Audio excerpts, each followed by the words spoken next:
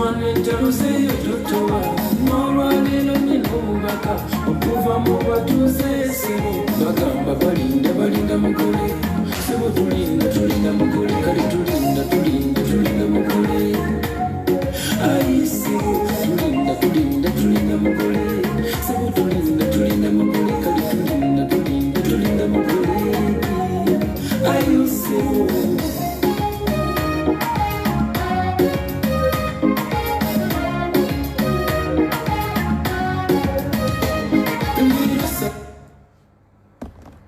Hey, bana nzize alhamdulillah.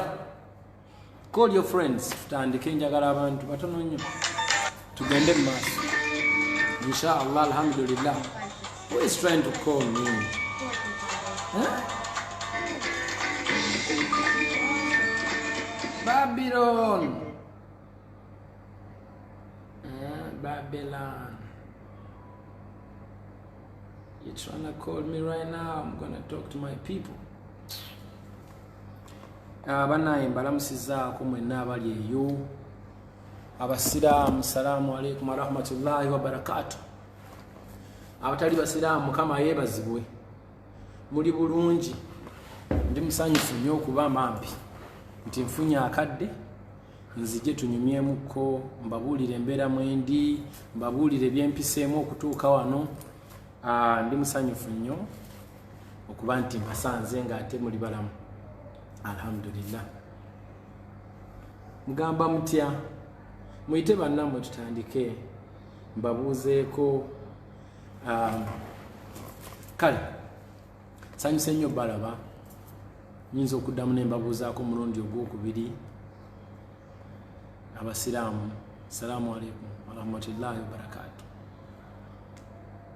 Abatali basiraamu Mukama yeebazibwe. Siima nnyo kubanga mumpagira, mungoberera, mubeerawo mu mbeera zonna. Nyina ebibuuzo bingi bye mwadde mumbuuzizza era bye mwagala njogereko. Nja kubyogerako byonna inshallah, nja kubyogerako. Naye ng'okusookera ddala nja kusooka neebaze Mukama ku lw'obulamu bwaffe, nze naawe munnange gwandaba essaawa eno, era omuntu Munnayuganda gwe tuva mu nsi emu kwagala nnyo kubanga tulina ekitugatta, y'ensi mwe tuva, mwe twazaalibwa ate mwe tugenda okuba nga tuziikibwa inshallah. Essaala yange okubanga omuntu aba avudde mu bulamu bw'ensi aziikibwa waka, kubanga bye bimu ku bintu ebibadde nga bineeraliikiriza wano naye nga naye senga omuntu afa kati oba senga afuna obuzibu, honestly what happens, mbadde mu fiya y'ekitala ate nga nsaala nnyo okutambulira mu fiya. Naddala waliwo nalaba ku president bwe yagamba nti omuntu aba afudde covid abeereyo, ate ebiseera byali bya bunkenke nnyo nnyo. Nali nnina ebirowoozo bingi nnyo nga ngamba my God, omuntu ayinza kukola atya? Naye Mukama mulungi, tutandise okufuna essuubi. Simanyi ki kye mba ntandikirako, naye nga I'm here to spread love. I'm here to spread love. I'm here to tell you more about myself, what I've been going through, and me and my brother Splash bwe twasigala wano najja ntya wano ndowooza bwe mba ntandika. Kale njagala mbatandikire nti ng'ennaku z'omwezi ndowooza zaali around ennaku z'omwezi 12-13 najja mu Abidjan nga nzize okuyimba ku festival gye bayita Massa Festival yakabeerawo emyaka mingi. It is organized by the African presidents okubanga uniting cultures ez'enjawulo okuva mu Africa onna mu mawanga amalala ag'Ebulaaya. They invite so many artists from all over the world to come and entertain the people.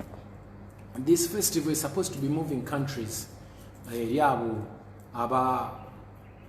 abeegattira mu mukago gwa Massa oba mu ngeri nga baatula ne bakiya African presidents. So najja wano nga nyina performing nga ennaku z'omwezi 14 March. So bwe natuuka wano na continue nga nenkola show yange netambula bulungi nnyo, era bwe namala nenzira ku hoteli ne bandi yange. Wano twajja abantu, twali abandowooza 9. munana ne tukola show yaffe. Bwe twamala okukola show buli omu n'akola ki ne tudda ku hotel, then twali tulina okuba nga tuflyinga the next day. Naye nze I decided to extend my flight so that nsobola okubaako wano recordings zenkola awo nensalawo nsigale ne Splash because ayogera ajja kuba nzivuunulira. Twali 2 then mwezi ennaku 2 olunaku lwali nitandika oku extendinga ngetugamba to extend one more day until they cancelled, until the airports zali shut down.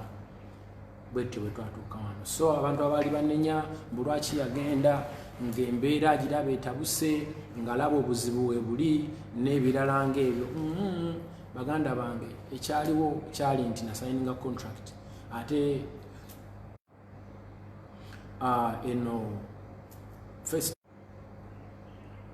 eno festival ya government nga bwe mbadde mbagamba munansonyiwa nyina ndooza poor connection naye nga nali sobola kugaana kujja kuba nali nasayininga contract ate covid yali tannaba kubeera serious bwati nga bwali. So tegwali musango gwange kubanga ndi mu Ivory Coast olunaku olwaleero nali nyina okujja okutuusa obuvunaanyizibwa. However much ebinnaku mwe najjira zaali nzibu naye kyamukisa mulungi nti wendi nkyali mulamu mpise mu buzibu bungi okubanga ndi wano. Abantu bangi bagana yatogezeemu tolabika bubi ekituufu sirina kufa.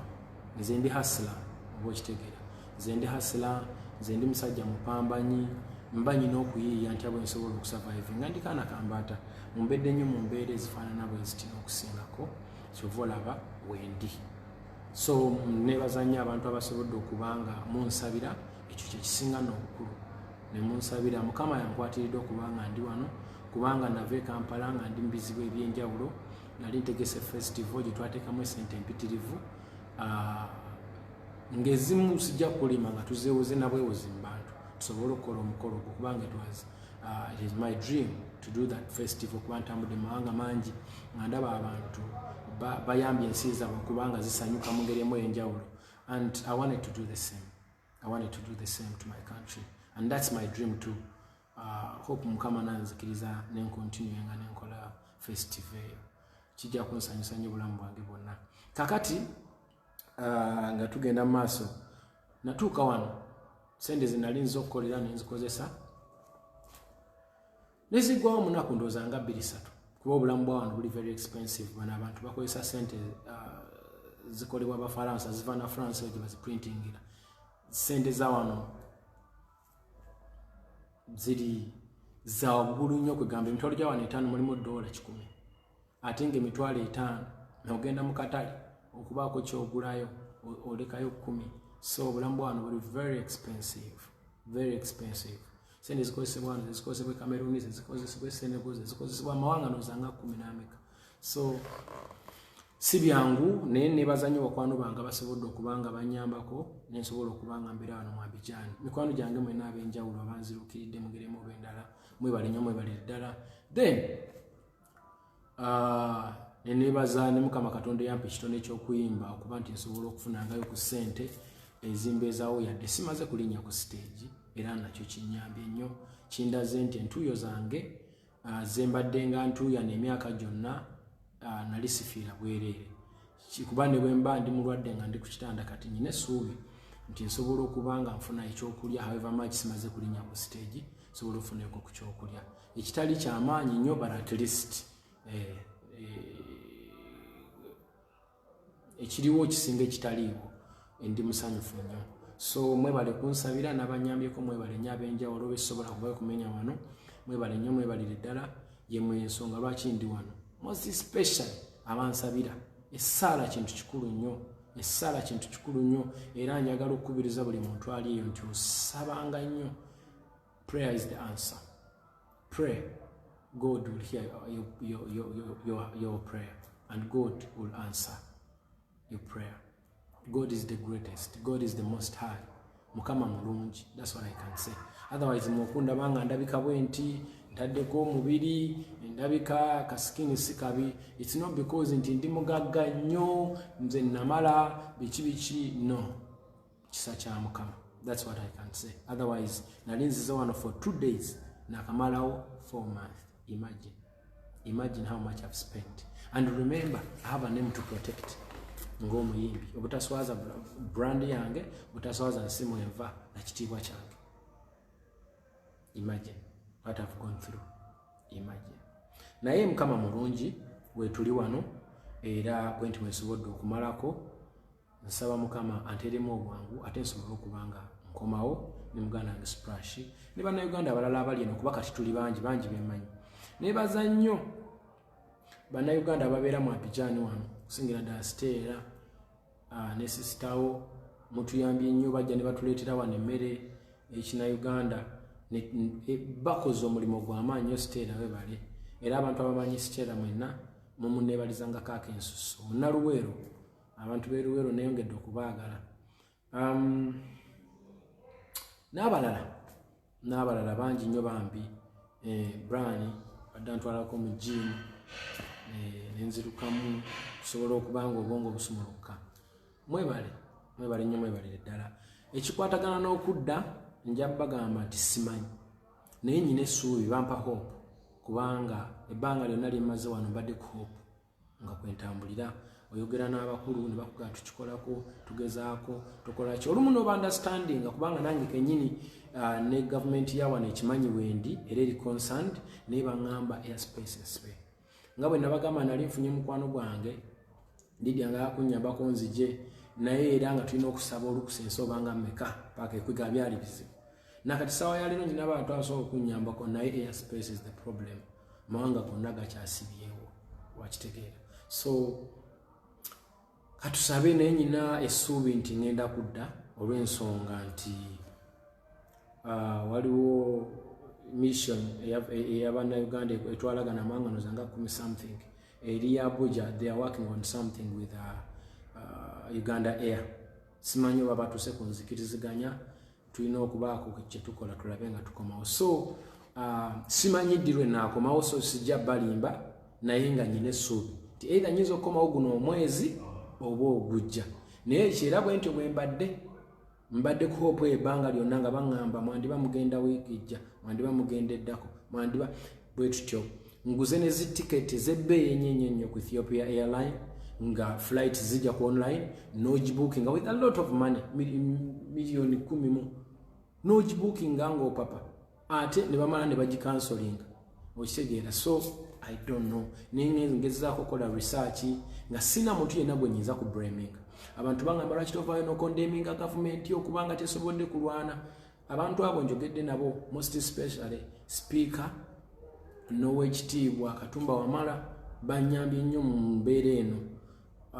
N'owekitiibwa Nakiwala Kingi naye adde nga agezaako okubanga kola ki nga nkubirako emirundi egisinga okulaba nti ndi ntya. Abantu bano bagezaako okubanga bannambululira embeera eno ne banga edi mutuufu tukwagala okomawo yogendera tugezaako nnyo ne airspaces ensibe. Tugezaako nnyo okusaba olukusa, tugezaako nnyo okulaba nti mwenna mudda kuba tuli bangi bannayuganda abali eno oba okitegeera. Ne wabawo ne solutions zenfuna ng'omuntu Ethiopia ng'enja nagulanga zitiketi baakunteekako air cargo. Naye ate bwe nva eno ne ndeka baganda bange bwe tuli mu group tuli almost abantu 6 nga tubadde tudiscuss nga tukomyewo tutya nze ne ninnyonyi ne nkomawo ne mbaleka eno nja kuba mbaliddemu olukwe. So I have to wait ntambulire mu mbeera ey'awamu ffenna tusobole okuddira awamu oba okitegeera. So awo we tuyimiridde mu bintu by'okudda. I don't know when naye mwongere okunsabira baganda bange sobole okuba nga nkomawo. I miss my home, I miss my people. Sente ziyiika, sente zitokomoka, naatera kati kutandika na kutunda byange ndowooza. So naye tusaba nnyo Mukama nja kudda inshallah. Naye ndi musanyufu nti obulamu butambula bulungi, ndi mulamu bulungi, siina wannuma. Olubuto lwange mulumanya lusazizi nsumbuwa here and there, but it's because I spent nali ndi emmere ya wano ng'erimu kamulali mungi bagisiika nnyo kagamba balimu obulamu bw'ekizungu bungi kuba abantu bano bakyalimu olufalansa lungi, balimu omuzungu akyali mungi mu bo tebalinga ffe twebuusa. So embeera bwetyo bweyimiridde baganda bange abagamba lwaki tovaayo n'olwanyisa gavumenti balaka bakuwa ssente. Tebampangako ssente, naye nyina mikwano gyange abali mu gavumenti benjogera nabo nga bakwano bange kubanze ndi muyimbi waabwe abayimbira ennyimba ezinyuma ate nabo kibakwatako bali concerned nga Ugandan citizens okula nti nkolaki nkomawo. Oluganda mukwano gwange Honorable Kyagulanyi naye abadde ankubirangako netunyumyamu netulaba nga ankamfatinga mu ngeri emu oba endala naye talina kyakola olw'ensonga ebintu biri mu gavumenti si nnyingi nnyo olw'obulwadde bwa COVID. Kwegamba tekirigamba nti gamba Uganda ekuleeta eyogere na Ivory Coast ate na Ivory Coast erina okusaba borders zonna zetubuuka okuva wano okugenda okutuuka mu Uganda ensi nnyingi nnyo zetubuuka so biwanvu naye mwebaza nnyo w'ekitiibwa Kyagulanyi ne bakwano bange mwenna ab'enjawulo abasobodde okubanga mumbeererawo mwebale. Ati mu ngeri emu oba endala bingi bye ngenda okwogerako nnyo okuteekera ddala ndowooza kino ekyokubeera eno n'obulamu bwe tulimu nze ne muganda wange Splash mbibabuulidde tuli awo tetumanyi tukomawo ddi naye tulina essuubi nti twandiba tukomawo omwezi guno oba ogujja nga gutandika bwe tusuubira naye bwe tutojjukira bwe tubadde nga batugamba nti kati mujja kati tujja kukola naye nga oluusi bikyukamu okusinziira ku mawanga ag'enjawulo. So Splash leeta ndabe kama so okusinziira ku mawanga ag'enjawulo entebe teteredde like this. Is it okay now? Okay, ndowooza kiri okay wano musobola okubanga mundaba si byangu technology bintu bya kizungu nnyo ndowooza. Kale tugende mu maaso mbanyonyole. So mbadde ngoberera what's going on social media back home kubanga east or west home is the best. Nze buli kimu ekyange n'abantu bembeera nabo wano bangamba ningoberera nnyo ebintu ebife ewaka ne mbagamba Uganda yenze nze Uganda yeffe Uganda si bizimbe no Uganda abantu kubanga abantu be bazimba ebizimbe so buli kigenda maaso mu bulamu bwa buli muntu mbakigoberera era byonna mbimanyi. Naye okusookera ddala njagala ntandike nga nebazaako omwana Sheila Gashumba olw'okuba nti yasitukiramu n'ayogerako ku bintu bya cyberbullying nga bambi alabavuulwa ate Mukama n'atuyamba omulanga gwe ne guwulirwa ne bisobola okubanga tuyambibwa. Sijja kusanyukira kugobwa kwa Tina oba kubaninga show ye kubanga nze mbirivinga nti Tina muntu era asobola okubanga akyusa mu nkola ye emirimu gye nadda n'atuweereza. Why not? I believe she can change. Najja n'akola omulimu gwe gumu naye nga agukolera mu mbeera ensaamusaamu etali ya busungu. Obusungu nno kintu kizibu nja kuba mbabuulira mu maaso obusungu buno nti si bwangu wengenda okwogerera. Jjukira ngenda kwogera ku bintu bingi cyberbullying njogere ne ku politics wadde so sensitive naye nsaba Mukama ansaasire njogere ku politics ono mu butuufu bwe nnyina okumwogera ko nsaba Mukama ansaasire kubanga it is very sensitive right now back home. Naye sina ngeri gye nnyinza kukyewalamu olw'ensonga nti abavubuka abangoberera oba abantu abangoberera bonna banneetaaga. There is a reason lwaki Mukama yampa obuyinza buno oba obusobozi okufuna big following like this. Waliwo ensonga okitegeera. So nnyina okukozesa eddoboozi lino naye ndikozesezza ntya mu mbeera eno eri sensitive kuba kati ebbwa ddene naye ebbwa lino tuligasegase tutya okulaba nti liwona we wali ekibuuzo. Kale nga tukyagenda maaso ne cyberbullying ndi musanyufu nnyo ku lwa Sheila Gashumba era nkukubira mu ngalo. Bravo, thank you so much for being strong. Neŋŋamba ne mukwano gwange oba mwannyinaze Tina yenze mu ku bantu basinga ndowooza obutaagala mu industry kubanga simulyanko nga alina kirungi kyanjogerako but nze musonyiwa kubanga ensobi zikola muntu mulamu ate era ndowooza okubaawo okwe era nange kinnyamba neŋŋamba munnange kanyongeremu amaanyi nsobole okubanga nzivuunuka embeera eno ate kinjigiriza n'okubeera patient n'okunkuza ng'omuntu. I grew up kubanga nze mpise mu kusoomozebwa, buli muntu anvulunze, buli muntu ankoze kyankoze. Naye njagala kujjukizaako bannayuganda ku kintu kya cyberbullying ekyo, how dangerous it is. Nze namala ebbanga ddene nnyo nga nze ne muganda wange Muze ne Wizo twali tetukwatagana bulungi olw'emirimu n'ebigambo ebyayogerwanga nga bwe mubimanyi. Twamala emyaka mingi. Naye ndi munnamukisa nnyo nti weyagenda okuviira mu bulamu bw'ensi eno twali tuzzeemu okukwatagana era nga tuyogera bulungi.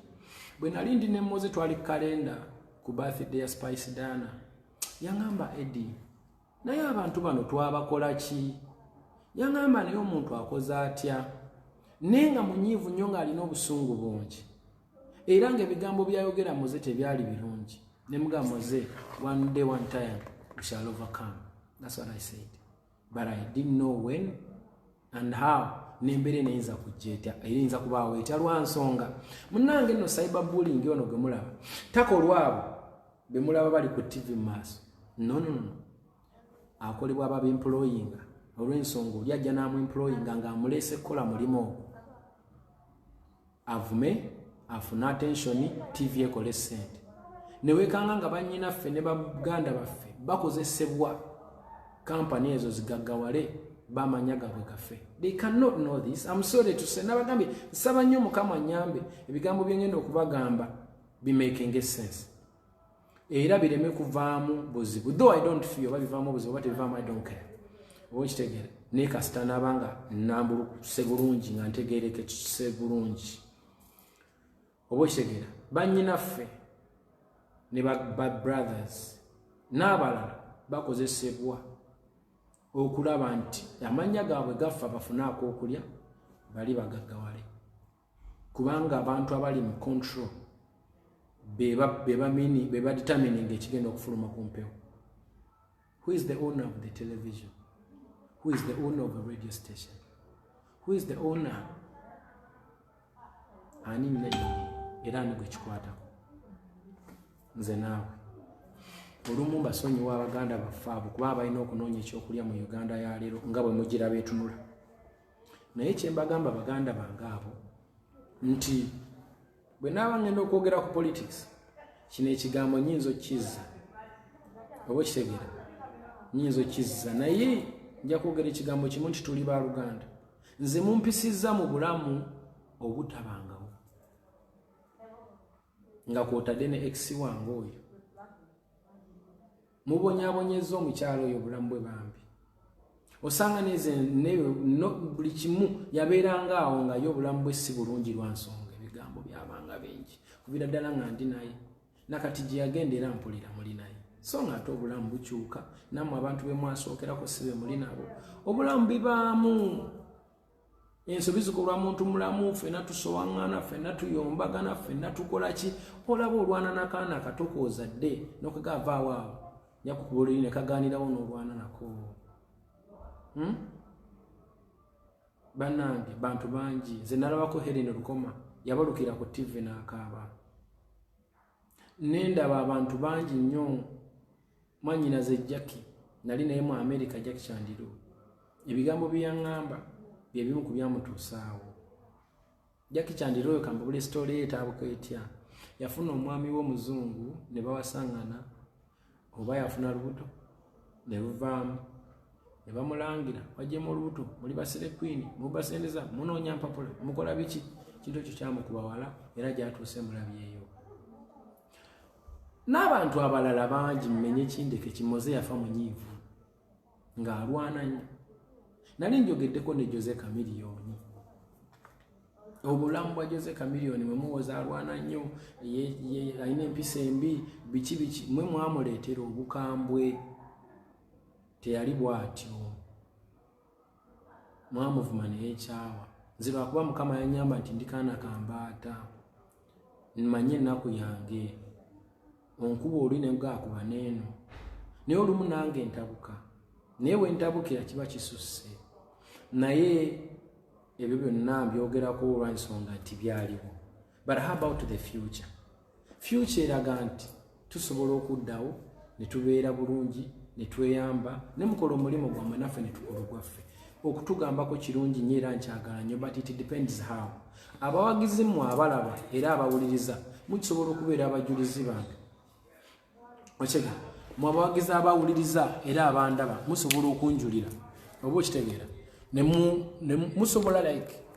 musobola okunjulira ebigambo byengezaako okwogera nti mulimu abantu abafa abasussa ndi wadde omuntu ozze kwogera kumugambako ku nsobi ye naye waliwo abasussa bambi, waliwo abasussa. Abantu bangi nnyo benja okubabuulira benyinza okujjayo kusenga ntandika kumenya mannya nja kumaliriza nyonoonedde baganda baffe abakola omulimu ogwa critique naye sijja kujjayo mannya kuba ebyo byayita. Kati ebyayita tusooke tubireke, badde nsaba tuconcentrating ku future. Mulowooza tewaliwo room wakati waffe nammwe gye tusobola kubanga tukolaki nga tukwatagana? Mulowooza room teriiwo? Ngenda kwogera ku muganda wange Kasuku, sigenda kwogera Kasuku lwa nsonga nti biri ebyaliwo n'obuzibu bwe twafuna namusonyiwa mulilla era nkiwa naye alabika yansonyiwa, simanyi oba yansonyiwa naye nze alhamdulillah I'm clean about him. Era abaana nabagamba nti programu eyo bwe banga erina ekintu kyenjogeddeko temumbuulira era temunsindikira nga voice note ezo kuba saagala kunyegagana n'abantu abo. Recently nawulira kuba nsindikira ku voice note z'omu kubakolako ng'agamba wenafuna 1 million YouTube subscription ng'agamba no byakiyaye simanyi tebikwatagana ono gundi olani nemukuweereza voice note nenjogera naye mu Luganda nemugamba muganda wange olaba nemugamba muganda wange olaba. I don't know why this thing is like that. I don't know oba nyina kubeera ntya naye bangamba nti siteredde naye nga tenze ndaba nteredde kati sibitegeera. Onangamba nteredde? Okay, good. Kakati nja kwogerako ku muganda wange Kasuku. Ye muntu gwe mbadde ndaba ng'agezaako nnyo okudefendinga cyberbullying, ng'ate ayogeza confidence ey'ekika ekyawaggulu Kasuku, ng'agamba bingi mugende mukebera obwo yaliko ne Natalia Mwanyinaze ng'aliko ne bakeys n'abalala. Confidence eyo waliwo ne Tavigi yakola ng'ali omu. Confidence eyo simbi, it's good to be confident but it depends how, my brother, it depends how. Gwe weekuba mwekafaananyi nga gwe Dikenzo, gwe Chameleone, gwe Benda, gwe Spice Dana, gwani nga gwawulira kati owulira omuntu ayogera bw'atyo, just changingamu katono ove mu Kasukodde mu Muyimbi tunuulira programu eyo. I don't want to be an hypocrite because I really wish you well, my brother. I want you to have a successful life so that you can take care of your family. But weekube mwakafaananyi nga gwe Muyimbi olaba presenter ayogera bw'atyo ngakkaatiriza nti tujja kubakuba balimba naye nga tewaliyo Muyimbi agambe nti tugenda kukukuba. So bambi mbadde nteesa weekubemu mu mutima omulimu gwo still gukole naye gukole mu nkola ennungi. Bino nno mbyogera bulungi, mbyogeza omutima omulungi, my brother, naye saagala tutandike kubeera abantu abatali serious in life. Let us be serious people kubanga tukuze. Nze nyina omwana Maya ayine kati emyaka 8 agenda kweza 9. Mmanyi okwogera naye ku ssimu ne mugamba bitambula bityo nanga bakwogeddeko konze banyogeddeko ki amanyi abanjagala amanyi abatanjagala ku myaka 8. This one doesn't talk good about you, the other one is good. Omwana omuto wano twatuukawo tuti natuuka n'okungamba no, I don't want to take pictures. People talk bad about it on TV. So awo twatuukawo tutya bambi kubamu akafaananyi nga gwe taata wa Maya, kubamu akafaananyi mwana wa maama. Nsaba tubeere bantu balamu. Programu zikole era mukole naye mubeere bantu obuntu bulamu. Obuntu buno nno ngenda kubwogerako nnyo naddala mu ka segment kali aka politics. Obuntu tukole emirimu gyaffe naye mu buntu obw'ekika ekyawaggulu. Remember Uganda eyo buli muntu agamba nti njagala njiina ku mutima. ngero ogiyimba mu national anthem n'oyimba n'ekitiibwa kya kalica muova kiba kitegeeza nti oyagala bantu si bizimbe si mmotoka bantu kuba abantu be bakola ensi twagala nenjagala nkwagale twecriticizing tukolagane tukole omulimu guno naye mweyo embeera ey'okuba nti nno we can agree to disagree. Obusungu bungi bantu bange oba mukiraba okumanya obusungu bungi tutandise n'okuswala okumanya obusungu bungi tutandise okuswala tutandise okwerikodinga ku intaneti kuno nga tuwemula mwana wa maama nkukakasaaga nnyabo bwino talimba history never lie nze history anyambye nnyo okujjukira gye nvudde ne gye ndaga ate history anyambye nnyo okumanya gye tuvudde ne gye tulaga kyovulaba ndi mwegendereza ntandise okukula ng'omuntu because I pay attention to history. Kati ebintu bino abantu bagenda biteeka ku YouTube. Omwana wo bw'anaaweza emyaka 18 17 abaali awo nga gwa kagambo katambiko ng'ofulumya buli kigambo ekinene oba ng'olwanyisa abantu kyokka nga yogenda mutuza omugambo omuntu taba mubi mu nsi omuntu aba mulungi omuntu ayagala banne omuntu ensi agikwata bulungi kitegera. So mu mbeera eyo right now I'm talking as Eddie Genzo, Edrisa Msuza Kenzo enzaalwa e Masaka wali era nga gye ngenda okuziikibwa. So I'm trying to make sure nti njogera ng'omuntu Munnayuganda era ayagala ensi ye. Bwe mbaŋŋamba nti njagala ensi yange njagala abantu kuba abantu be bazimba ensi eyo mbaagala nnyo mwenna. Naye bambi kigambo kya cyberbullying kitadde abantu bangi mu buzibu. Tunuulira Keko mumuddeyo mugugulinga Keko ebyamwogerwako mpaka n'adduka n'agenda e Canada. Olwaleero nnyina akantu ke nnalabye aka Keko. Bwe mubanga mwagala abantu babeere mu state bwe zityo alhamdulillah what goes around comes around. You reap what you sow. Kama is a beach. Nze ndaba Winnie Nwaju oyo yakoowa Winnie yakoowa kyova olaba abantu manya abantu kye balaba abawagizi baffe nabo kye bagenderako bwe balaba nga abantu balolomodo baabwe bavuma bavuluga nabo kye bakola munnange nabo kye bakola nabo batandika okubanga bakola ekyo kye balaba kuba ye trend. Winnie yakoowa yabaddamu naffe olumu tubaddamu aweseke.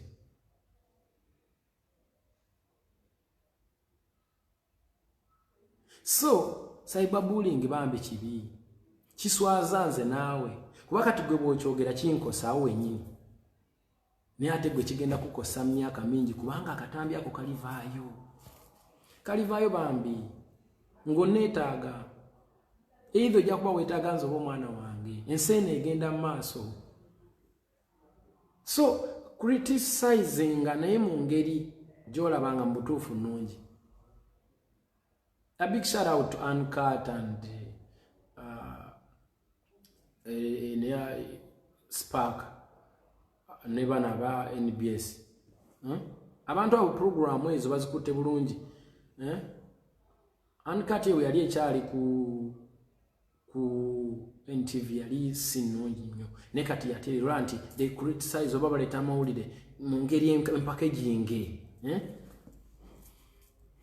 be bamu n'abaspaaka bakola omulimu olaba nti kati kirimuko ku ngeri ya respect wadde amawulire bagaleeta naye bagaleeta mu buki naye Uncut ekikola bulungi ennaku zino bagezaako kula nti tebatta muntu they don't kill someone softly they have tried. Kati nno kino ngenda kisaba omukulu Kabushenga taata wange nkusaba ki I want to remind you nti ku TV yo kuliko olugambo lwa Sebuya kuliko simanyi ekyenkya obaka ekyenkya simanyi kaliko akasenge ejja nzijukira obaka avaako simanyi kuliko programu nga 5 nga zonna zoogera ku sector emu entertainment naye nga onayogera amawulire gano olya gokola ekintu eki 5 program a day kati atera gwe nanyini abani TV okubadde Tina atera kati gwe nanyini simanyi Kampala Sun bwe mpulira oba kata wange industry gitwala maaso ogiza mabega mukwano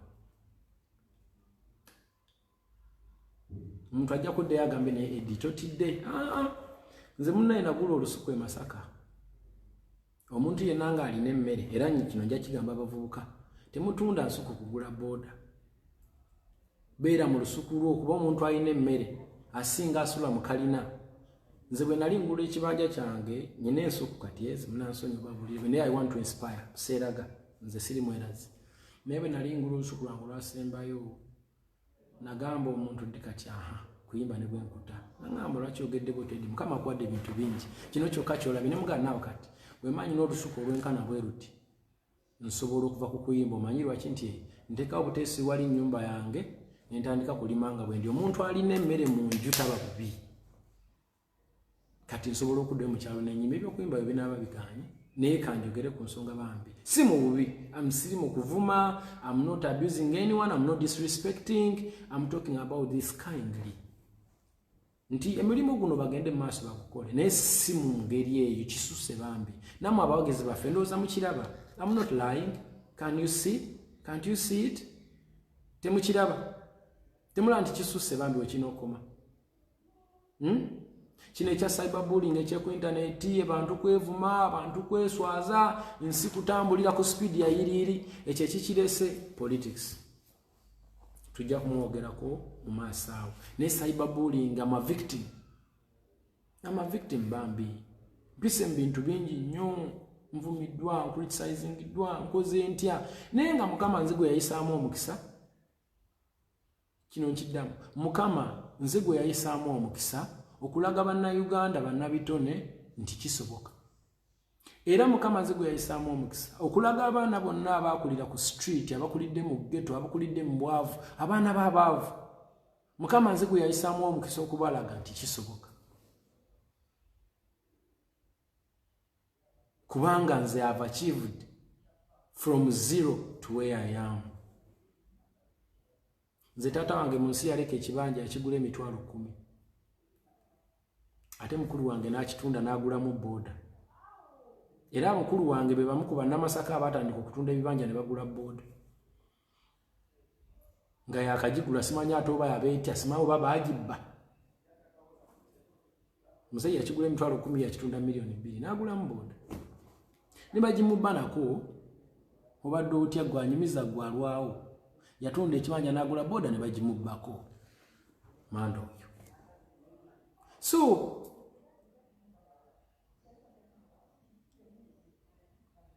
kikyengezako tegeeza nti mugule temutunda bibanja gula boda lwansonga for security purpose nze nagule natandika okulima sirimba nsobola bwe naba nkomewo nja balaga ku lusuku lwange sikikola nti kinaye kikola fe backup planning andaba omulimu guno gutabuse music watuse twandi batugenda gwa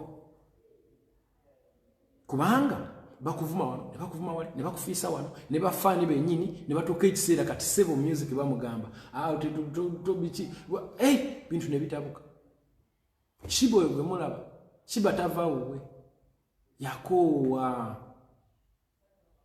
mwakakooya ne bamugamba kino ne bamugamba kiri ne bamugamba kiri naba fenna bwe tuli sinze nzeka all musicians are victim kati nzira ku mugana wankasuku nti embeoze ejonyumya era no defending a cyberbullying no bugumo bw'ekitalo bana bayimbi abakulimba nti bakwano bo they are lying they are using your platform to become who they want to be but they hate what you do atenga munayenga bwomanyi ogenda kuzaala obwana bwesange n'obwaffe ku masomero nga bulina okusharinga ekyokulya obanga bulina okuba obw'omukwano ensi egenda mu maaso so tubeereko abooluganda somehow somewhere wenkoze ensobi ngira newe yogera in a respective way let's be intellectuals nga twewa ku bitiibwa okugamba tutambulire mu Luganda kubanga tuli ba Luganda we are Ugandans tutambulira ku flag emu Uganda flag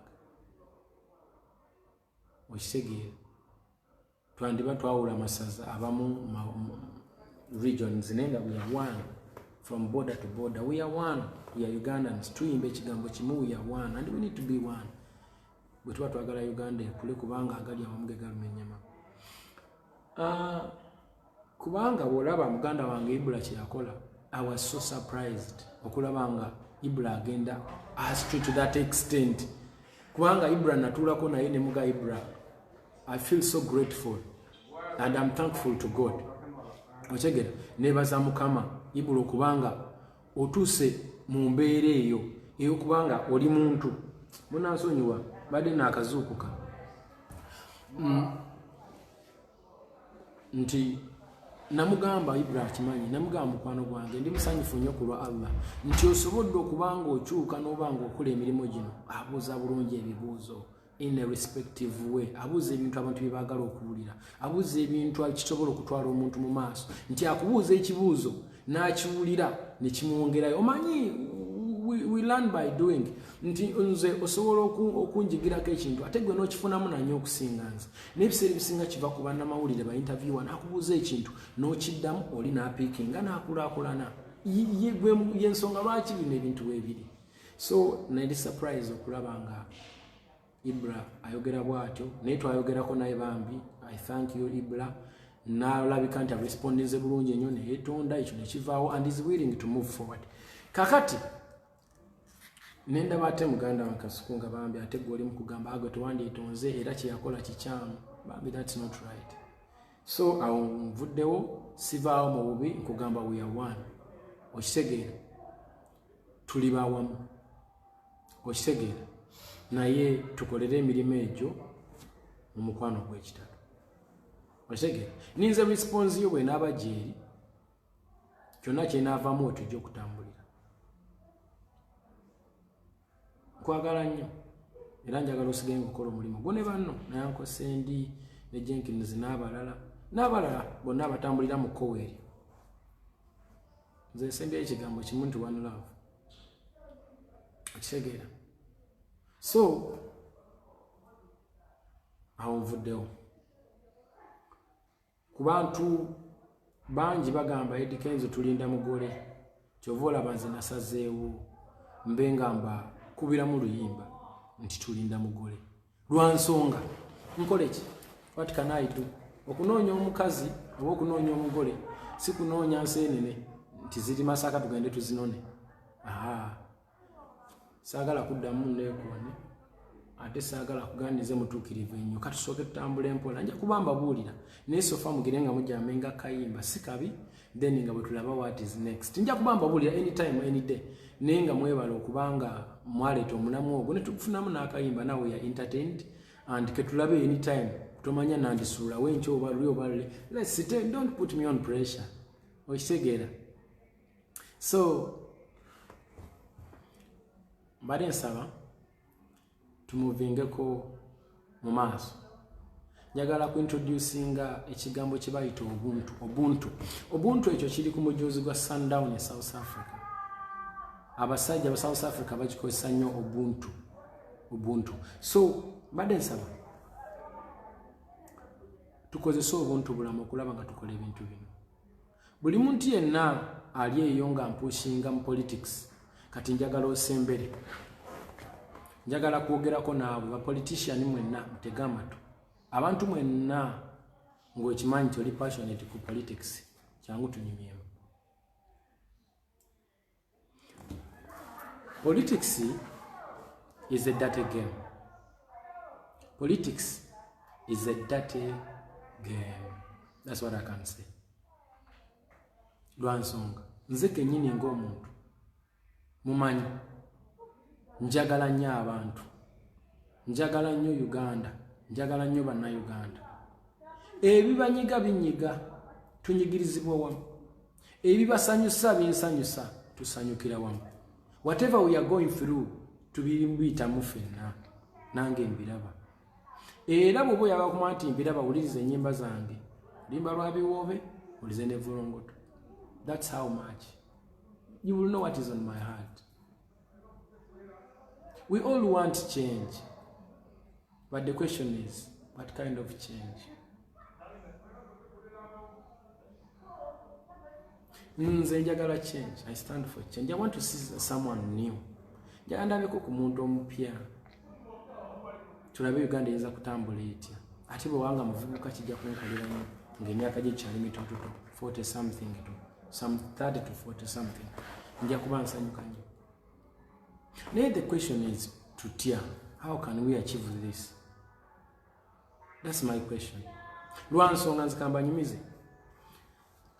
Munnange kati nzira ku kigambo kiri kye nabagambe kyengendo babulira obusungu okunyiiga. Omuntu anyiza abamulala nnyo. Ntegera nze nava mu America mbiseera by'olutalo twavaamu nanjogera ne bannange ne mbagamba naye nzijja ku airport naye nagenza okukola research nga ndowooza ennyimba zino ze nayimba n'ebintu bya people power bino byendimu byandindeetera obuzibu ku kisaawa awo naye mujje mumbeererewo mujje tulabe ekyokukola kubanga ndi mu kutya nonga tujja kubaawo no problem. Hati bwe najja nze saabasangawo kintu ekyo ne kinkubanyola nenga yii ne tuli kuki ate nenzija nsongwa mu miswiba ne batukwatirawo era nga bwomanyi nti ffe baali batutidde nga balowooza byabufuzi basimanya I don't know nengera nali ntiddemu nga ndaba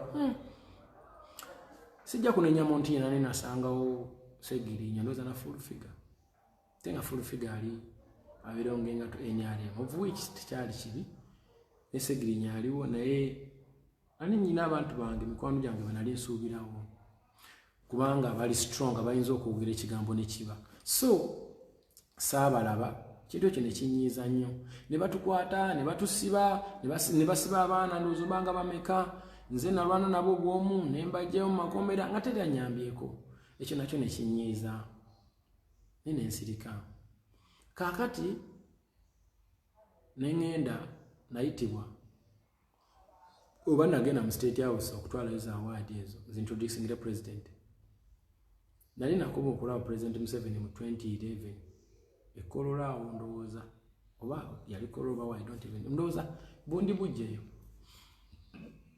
nga si munnange teyali mukwano gwange no naye yali ndowooza mmanyi ng'omuvubuka omuyimbi era bwe namala okuyimba yampa ebbaasa 2 tezaali namukyali mu kiri awo kyamaanyi nenzira mu byange kyamukisa mulungi ti nali nkolera baali bansasula abasajja abantu abakuyimba ku radio ye obundi bujjo lwe nakoma okumulaba naddamu okumulaba jo how many years are those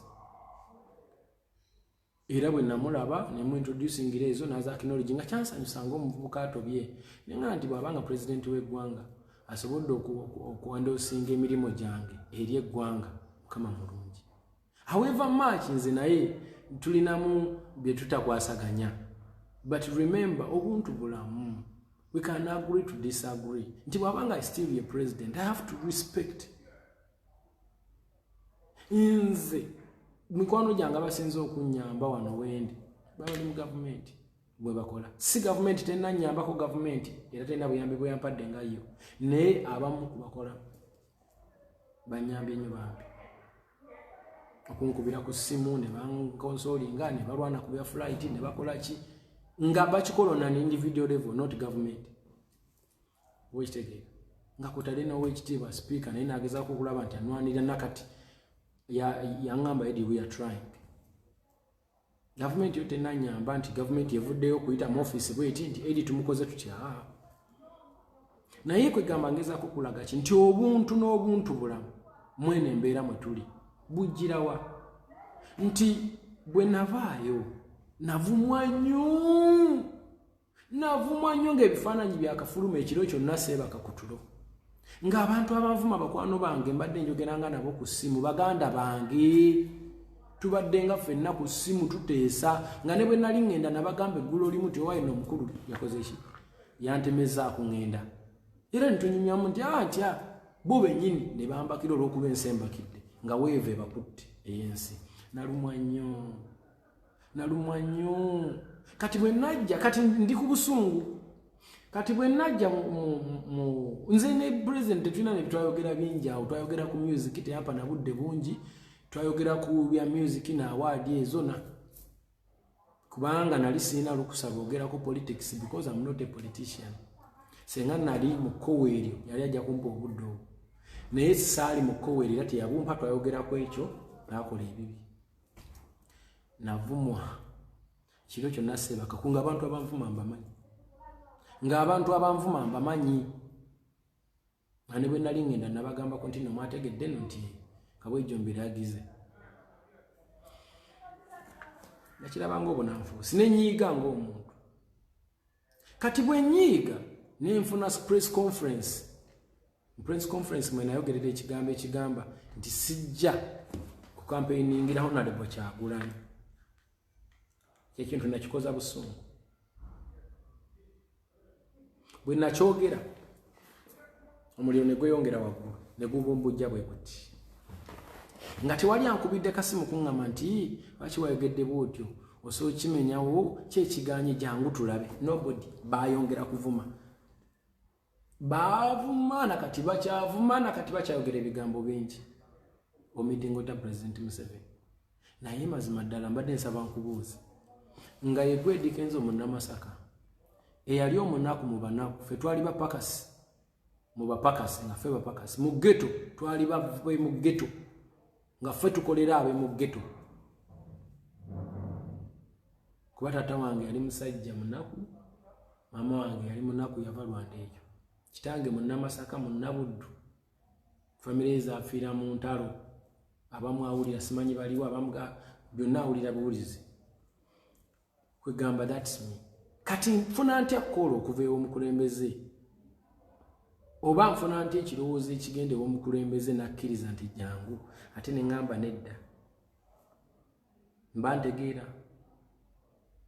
ntegeera abantu bange mba ndimu amagezi lwaki ntandika okuwalana abantu olw'okuba ba NRM olw'okuba ba gavumenti nze omuyimbi senga mbadde politician nti ngenda kwesimbawo ku bwerosi 3 ku bwa meya ku bwani oba member of parliament nandibadde mbirongi nga twesate ne political party nenzija nesimbawo nengamba amwe tubawakanya muveewo ffe tuba tuddako olw'ensonga I'm going to represent somewhere naye kati nze omuyimbi ayimba ennyimba ezisanyusa abantu bonna ntandika ate okubakwata mbaawulemu nze nali mpagira people power olwa muganda wange Kyagulanyi kuba nze siri wankwe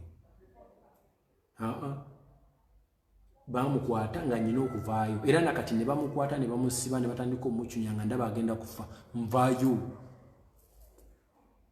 era kubabeera ku street okwekalakaasa mbaako kuba oli muntu wange ekyokubiri ekigambo people power our power kinsanyusa nnyo era abakiwagira mbaagala nnyo kubanga kirungi amanyi g'abantu gemanyi gaffe temulimu offense I like it but the question is tukikozesezza tutya era tukitambuza tutya gwooza muganda wange mpuliriza nze musuuza wazza kuyimbira obuyimba tuzze tukwatagana have inspired you have inspired me ozze mu show zange ongulidde ekyokulya nange nkusanyusizza wandibadde ofunya stress njikujjeeko ate tuwalaŋŋane olw'okuba politics fe abatagenda kutuula mu office nti nze leero njagala nkubulye nze natuulamu nadde ndaba muganda wange Arthur bali luno alina ka video ke yakola n'agamba nti omanyi bintu bingi ffe betutamanyi nga tubirabira wano naye ng'ate eri ebbali kirala n'agamba nti bw'abanga omwami Besigye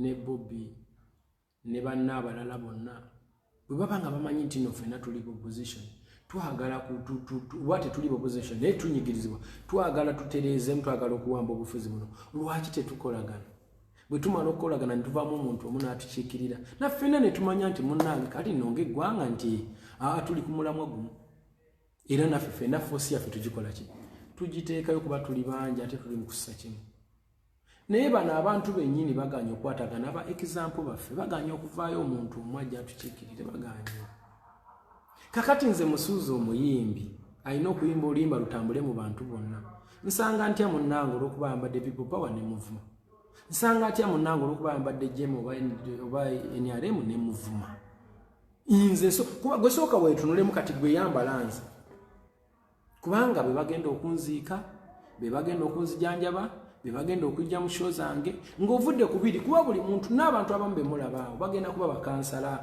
bagenda mu paalamenti bagenda mu presidency bagenda naye kati nze naawe mukwano gwange ndaba ffe tusigaddewa tubeera ku kyalo kimu tuli mu zooni yemu tukola omulimu gwe gumu twetemye embale tusigaddewa baaba nga ne bana batukulira batino tulaga baganya okuvaayo omuntu omwajje atugambe nti tutambule n'oyo bayinza batugamba nti bonna batambuza eddoboozi lyerimu naye eddoboozi liganya okwega lwaki tebatugamba awo nendabanga si basobya olw'ensonga abantu tusobola okubeera nga tetukwatagana naye ate nze nzigiramu wakati nze how about me kati nze omuwagizi waabwe bo baganya okwegatta kati nze omuwagizi waabwe nange nga n'okwegatta ne baganda bange ku kyalo bwe tugenda okweziika bwe tugenda okwegulira ekyokulya ate naffe tulwanagane kati nze nga musooza n'ensalawo nti ngenda kubeera ki ngenda kubeera neutral. I don't belong to any political party. Nengamba nze nga musuuza ayetaaga abantu abagenda okunguperekera e Masaka banjiweko ettaka sigenda kubavuma olwa political gundi zaabwe.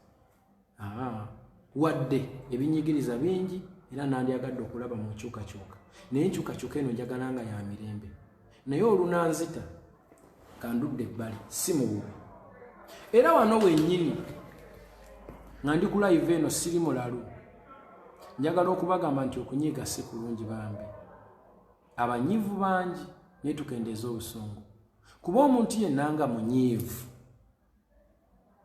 ensalawo ye eba si nnungi. Abawagira people power mbaagala nnyo mugende mu maaso ekintu kirungi nnyo ekyo era n'abawagira NRM n'abawagira Jema n'abawagira mugende mu maaso sibalinaako buzibu okitegeera naye nze munzikirize kambayimbire ennyumba after victory mumpite ku pate zammwe tuyimbe tujaganye obuwanguzi munzikirize ennyimba tutambulire wamu si mu bubi nze kambe muyimbi agenda okubasanyusa kubanga kati nze ngwira muwa mungamba buli kaseera vaayo oyogere kino vaayo oyogere kiri vaayo oyogere kino ekintu kyensobola okuvaayo nenjogerako olwaleero politically kwe kwegatta obumu nti tubeera abantu balamu nze nkimanyi mugenda kunvuma nnyo lwaki oyogedde bwoti lwaki oyogera otyo naye tubeera abawamu era njagala okumenyawo ekigambo kyenayogera luli nti sobola kukampeiningira Mwami Kyagulanyi Mukama bw'anaaba ayambye nga bongezaayo bino nja kumukampeiningira kisazaamu kiri kuba nakyogera ndi munyivu kati ndi soba nga biwedde ne bongezaayo ne kubeera okulungi nja kujja okumu-entertainingira abantu be in fact naye nga bwe nja okujja mu entertainingire era njagenda nyi-entertainingireko ne Mwami Bwesigye bw'anaaba mpise njagenda nyi-entertainingireko ne NRM bwe banaaba bampise nja kikola ku Mugisha Muntu bw'anaaba mpise. That's what I'm gonna do. Oba muntu alira mu category kya I don't know naye nze nzigiremu wa nga bano bonnyini bakama baffe baganya okuva ne batulaga ekkubo ettuufu kyegere nkole ntya nze omuyimbi nze omusajja tagenda kukeera nkyambo nyina ofiisi mwentuula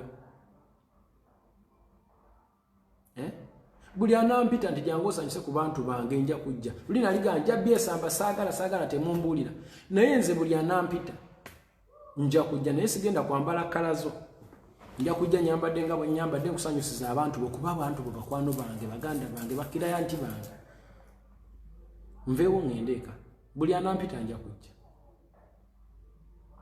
oba okitegeera kubanga nali njogera ne mukulu wange Kyagulanyi statement eyo gye nakola yamumenya omutima era nange nenkizuula nti nayogera bubi sina nsonga lwaki mba simukolera kyabansabye senga amakikola mu bulungi bw'ekitalo nze nandyagadde change naye ey'emirembe senga tufuna peaceful transition of power nyinza okusanyuka obulamu bwange bwonna ne bwenfa kuolwo naye bino ebintu by'okulwanagana ne baganda bange nze kati nkubamu akafaananyi nga nkubidde benge simu omusajja namulaba emyaka mingi nnyo emabega nga tanagenda na Sweden ne musange Sweden etuli ekikoma ne tutambula ku street etunyumya ate kati mukubira muvuma gwe ne nkubira gundi muvumye nze sigenda kuvumagana n'abantu, sigenda kwewalana n'abantu bange. Omuntu aliyo ng'olaba oyagala okumpalana n'okuncawa n'okunvuma, it is up to you. Naye nze nkwagala nnyo kubanga at the end of the day sina office mwe ngenda kutuula. Naye ate nze nettira emikwano egigenda okuntwala mu maaso. So mbadde nsaba baganda bange mwenna abanyiivu mukakkane, mujje tubeere ba Luganda, tusigale nga tuwagira abakandidenti baffe buli omu baayagala, mubawagire, promote them to higher levels, put them in the big offices. Neffe tusigale naffe abalonzi nga tuli ba Luganda, kuba nze nasigaza kalulu era ngenda kulonda, naye kansigaze kalulu neme kwongerako bingi, kwetta mikwano. Oba okitegeera, sigenda kwettira mikwano, sijja balimba. Era politics mwagala nnyo naye nga mwagalira mu leadership, simwagalira mu kigambo politics nti politics, because politics is politicking, playing games and playing on people's mind. Nenze njagalira mu leadership kubanga nange nyina abantu benkulembera, nyina abantu abanzikirizaamu, nyina abantu abanjigiddeko, nyina abantu abandabiddeko, nyina abantu bensanyudde. Kati ate ntandika okwewalana nabo gwe kubamu akafaananyi nga ngenze erugazi mu kikaali, abantu benalinga nyimbira ne basanyuka nga kati tuli mu kwekasukira bucupa. Does it make sense really? So politics owanga we mnyizo mbagambira nti nze politics simwagala, naye njagala bukulembeze ba leadership kubanga ni mukulu wange Kyagulanyi namulaba ajja Jinja n'agamba ye is not a politician, is a musician and there is a leader, and it's true, he is. Era n'agamba is not on opposition, taliko opposition, is an option. Era kituufu. Kati nange wengwawo mbagala nnyo baganda bange era njagala tutambulire wamu nga tuli ba Luganda. Naye nsaba mukakkanya obusungu bambi n'okweswaza ku intaneti. Abantu mukyawaganye nnyo, ebivumo bingi, okwekyawa kungi. Nze ndabira ddala nga tugenda kwetema. Olaba nali ndaba omu ku bakungu ng'ayogera n'agamba nti abamu ku bantu bananyini boda ezo bemulaba bo balina mu gavumenti omwo, muntu ng'alina gavumenti 2 3 emitwalo 2 bwe mpulira siri sure, nawulira ku intaneti okwera simanyi oba kyali kiboozi, okitegeera. Kakati nze nga ntandika okudda ku street ndi mu kulwana ababoda ng'okumbe omuntu gwe nnwanira y'omu ku batunyigiriza. Bwe ntyo bwe ndowooza okusinziira ku kyempulira. So njagala tutambule bulungi nga tuli ba Luganda. Abananjagala munjagale, abagenda okunkyawa olw'endowooza yange nammwe mukikole, naye nze njagala tutambulire ku one love, twagalane, tuleme kulwanira mu nsi yaffe. Gwalowooza nti bino byenjogera bino mbiyiya buyiya, kati ddayo ogende ne ku page ya mukulu wange Kyagulanyi, nina ka video ke yampositingako nga mbagambe message yemu nti me am here for love, I'm a leader, I'm not a politician, because nyina group y'abantu bentwala, nyina abakozi bange, nyina abawagizi bange, nyina Dikenzo Soka Academy, nyina Dikenzo Foundation, obuvunanyizibwa obwo bwonna sisobola butambuza omu, nyina butambuza n'abaganda bange both aba people power, abaani kuba mulina okunnyambako tutambuze ensi yaffe, ensi bantu. So comment zino zemunterangayo buli kaseera, watuvaamu, wakola otya, saabavaamu, mbaagala nnyo era kyemukola nkyagala nnyo, naye mutukikole mu mirembe egy'ekitalo, in a peaceful way. I would love it and I'll be part of it and I'm part of it. Mbaagala nnyo. One love, obuntu bulamu. Nti bino byonna bwe tumala okufuna enjawukana eno, naye obuntu, omukwano guno Oluganda, nze naawe tusobodde tutya okuba nga tetwetema amajambi, tugende tulonde era abantu baffe betwagala tubawaane na nnyo, tubagazisa abalala mu bulungi obw'ekitalo. Wanze muli baganda bange, nze me am ready to entertain any. Nali nagamba nabivaamu sijja naye buli anampita oba ku pate yo ng'owangudde oba mu campaign yo, nja kujja nkuyinyimbira abantu era mbasaba okuwagira kuba wampise yigwenna yonna gy'ogwa, no matter who, I will come.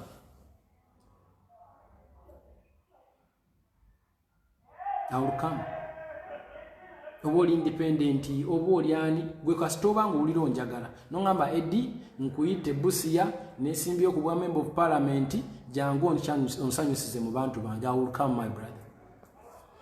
So mpozika mbagamba nti abaganda bange nti nze awo standing for one love. I stand for one love. I stand for ubuntu n'obuntu bulamu. Mbeebaza nnyo mwebale nnyo mwebalire ddala okundaba abalinda omugole katusabe era yenkomerero tesobola kubeera singa ebbanga lyonna. Anytime nja kuba mbabuulira naba nfunye omuntu gwe nneesinga nja kuba mbabuulira anytime. Abalina okukola ka video mu contacting Martin, baagala okubeera mu video mu contacting Martin mukikoleko. Then nina video empya gye ngenda obaweereza gye na shootingira wano. Project zange zenkoledde wano nja kuba nzibawa era n'ebyenjigiddewo. Mwebale nnyo mwebalire ddala. Njagala twongere okutambula nga tutambulira mu Luganda n'omukwano. Mwanalizing ebintu an intellectual way. Let's be intellectuals. Nkugamba tuwanyisiganya amaloboozi gano mu ngeri ennungamu. Buli muntu yenna ali eyo ng'olaba njogedde ebintu ebiyinza okuba nga tebikusanyusiza, nkusaba onsonyiwe era nkusaba on contacting. You can inbox me, you can look for me, ne tutuula ne twogera ng'abooluganda nga tumaze kuyomba. To convince me, you don't need to abuse me, to bust me, to do whatever. No, you just need to tell me nongamba amneda Eddie wakoze ensobi ekituufu kyekino. Please leka twogere tutyo, leka tubeere mu kategori eyo. Awo wali wate baganda bange nteeseza bubi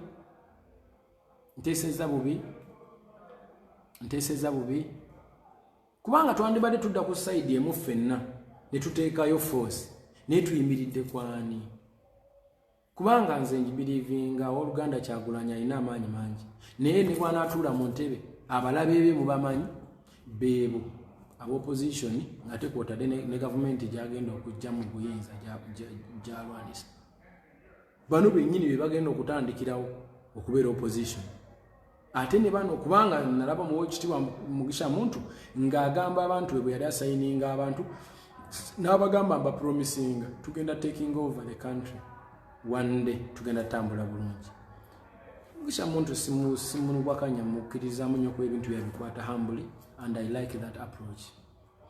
Naye ye bwe yayogera n'agamba ebintu bino tujja bituusa. Kakati ono bw'anaayingira ate bano bamulwanyise ate tutandike tunaalwana mpaka ddi. Kati ŋŋanza omugezi ayagala okubeera muganda wa buli muntu. Ekyo nkita neesigaliza kuyimba. I'm going to sing, I'm going to entertain you, I will perform and I will make you happy. Nandyagadde change okugirabako era njagala singa enaabeeze alhamdulillah. Mwebale nnyo mwebalire ddala nenjagala change y'emirembe. Thank you so very much. May God bless you for God and my country. I love you. Temwerabira Uganda bantu. Uganda yeggwe nange infrastructure bijja luvannyuma nga ffe tubyekoledde after unity. Let's be one, let's be together, let's promote one love. I love you guys. Nze mikwano gyange egisinga bonna ba people power nyumya nabo ne daily basis. They love me, I love them. No problem. Twagalane mumpabule wensobezza ne bw'oddawo n'ovuma n'oguna tetugenda tambula tutyo ensi tekola bwetyo. So mbagala nnyo bannange munsabire nkomewo kubanga I miss home. I really do miss home. Wadde mundaba nfunye ka skin kano but it's because wano wenfunidde obudde okwebaka ku tulo. Maze emyaka mingi ze ndikaana kambata ndi hasila badde seebaka mbadde hustlinga every day to make sure that nfuna progress mu bulamu bwange ng'omuntu. Bwe naba nfunye obudde obulala okwogera naabwe njaba buulira how someone should hustle. Nalabye bawala babeera ku internet okwo ne bakaaba bababa bwe babamenya emitima olw'okuba nze I believe buli muntu asobola okwekolera akasente ke mu ngeri ye kubanga nze nejje wansi mpaka waggulu lwansonga mahasla and I will always be. Okuyimba ne bwenkeera enkya ne nkuvaamu olwaleero kasita nsigaza obulamu I will always be good because I'm a hustler. Nsabira buli muntu ng'oliyo ng'oli hustler ng'oli muhustlinzi ng'oli mutobi ng'oli munoonyi wa ssente ng'oyagala okuba obulungi mu nsi. Nsabira n'ekika ekya waggulu. Nsaba Mukama asumulule buli kimu ekyesibye mu bulamu bwo. Nsaba Mukama akuwa amagezi okumanya n'okutegeera. Temwerabira okusaba, temwerabira okwebeereramu nga igwe nti bino byonna weebiri naye ate gwe how about you muganda wange w'oli okulaakulanye oli mulamu oseka ensi etambula ensi ekutambulira ebibuuzo bingi nga bitandikira ku ggwe as an individual then baganda baffe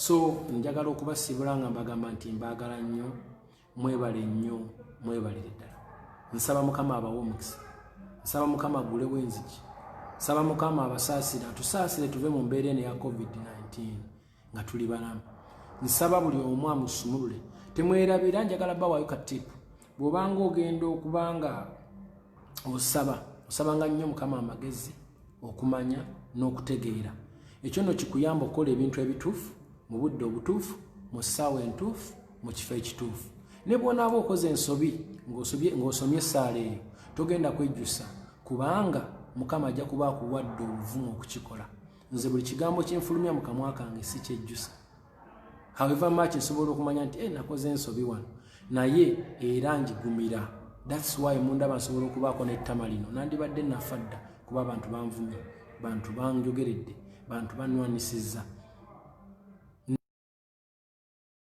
banfulumizza ekigambo mba nkifulumizza ate sikizaayo olwansonga mba mmaze kusaba so buli kyenjogedde nga kina bwe kinyiiza nkulaba nsaba nsonyi ate agenda kunsonyiwa nsaba mukama akusaasire nze nkwagala nnyo one love to all of you mwebale